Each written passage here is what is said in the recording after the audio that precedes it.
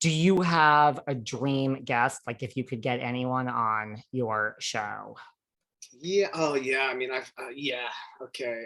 I love that question. I should always come prepared with that question. But like, if I'm just talking off cuff, right now it would be great to sit down with Madonna to talk about Madam X and to talk about her life. Because at the end of the day, I think what the woman has done in her life, uh, especially for gay people and for AIDS, and is so interesting. And there's so much fabric there that I always want to, I get into like these conversations with her. It'd be fantastic to have, I'd like to have some really great sports people, like if like LeBron James was on the show. It'd be interesting to understand like what makes him who he is. I'd love to have, um, I mean, Michelle Obama would be amazing. I want to have, Anna Wintour. I'm a huge fan of Anna Wintour, and I just think she's an incredible person. And I think, I've gotten to know her over the years, and she's one of the most interesting and to people's surprise, warm when she's at, because I think people think of her as very austere because she kind of is. Yeah.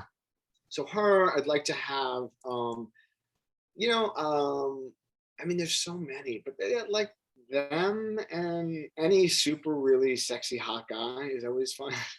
Movie star. That's always good too. Well, of course, I don't know. Well, Chalamet, I'd love to have Timothy Chalamet. I'd love to. Timothy Chalamet is, I would not mind that myself. Well, I was going to say, if you didn't say Madonna, I was going to say, why not? That would be my guess for what you would have said. I mean, I wake, walk, the world revolves around Madonna as far as I'm concerned. So we do have that in common. What, I mean, you know Madonna, your husband knows Madonna. Like, what is it like? This is why I think Lunch with Bruce is so great, because like Anna Wintour is not going to do a podcast. She will probably do your podcast on Sirius. Well, Madonna is not going to do a podcast. I believe that she will do Lunch with Bruce on Sirius. I do. I really, you like know with a lot her. of humility, I will receive that and say there's like with no expectation. I do think I've had the I've found myself at dinner with them. I found myself in intimate moments of just conversation. I think Madonna is incredible. We've made out twice, just FYI. So I feel like we have a little like thing. So jealous. Yeah. And I do think that they feel safe, hopefully. And I think that's really sort of what's special about Lunch with Bruce. And I think why on podcast, it's so exciting because now it's like international, it's global. And I love when I get these feedbacks from people like in Great Britain or people like in other countries. And I'm like, oh my God, like people are listening to this now. So yeah, that they would be great. And like I said, it's not a gotcha. So what someone knows is it's not a gotcha. And because it's live tape, if someone wakes up the next day and says, I really wish I hadn't said that, we take it out. It's like, we're here to like create love and celebrate your life, not make you feel bad about anything. Totally. And like the whole thing with Daniel Craig, which just went viral with, like the gay bar and like he feels like you didn't try to get him. It just, what happened to I don't know. Well, the Jennifer Aniston thing went viral, and the Daniel Craig thing, I think because it's your newest episode at this moment, it's getting legs. I mean, his story is a good story. Yeah, I mean, I wasn't looking for it before chatting with you today since like 8 a.m. and it just an hour ago popped up. And I was like, oh, well, I'm speaking to him in like an hour about this very podcast. So I think it's like starting to get legs. Cool. But it doesn't seem like a gotcha moment. I think that's what's so great about it.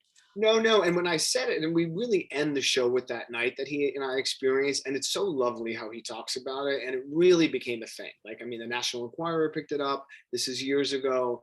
His publicist called the next day. Brian came home from London. He's like, what happened?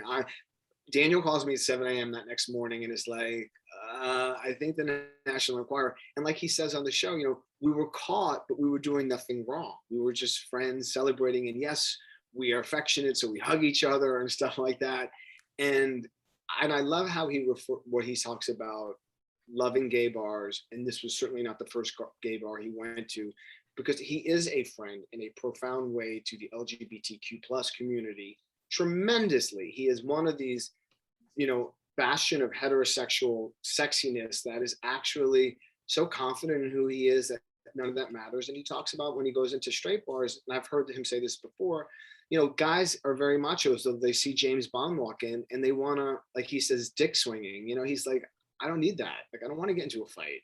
Just give me my drink, man. Right? Give me my drink and maybe kiss. When that guy said to me in the gay bar, "Are you his manager?"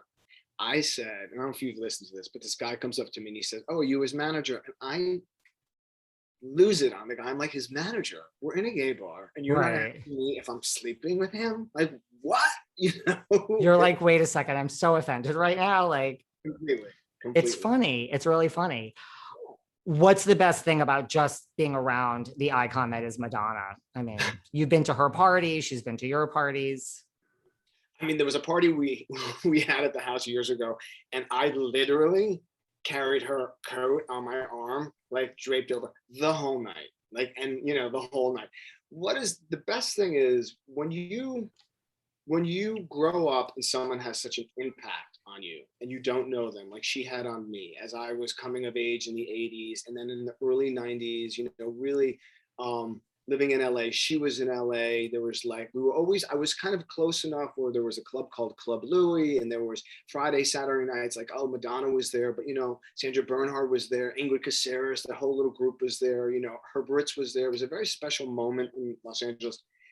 When you then meet them and you are not disappointed, and she's everything you're gonna expect. She's fun, she's nasty, she's quick-witted, and and that, to me, it was like, oh my God, when I found myself really dancing with her one night for the first time when I met her, and like dancing, I'm like, you're dancing with Madonna.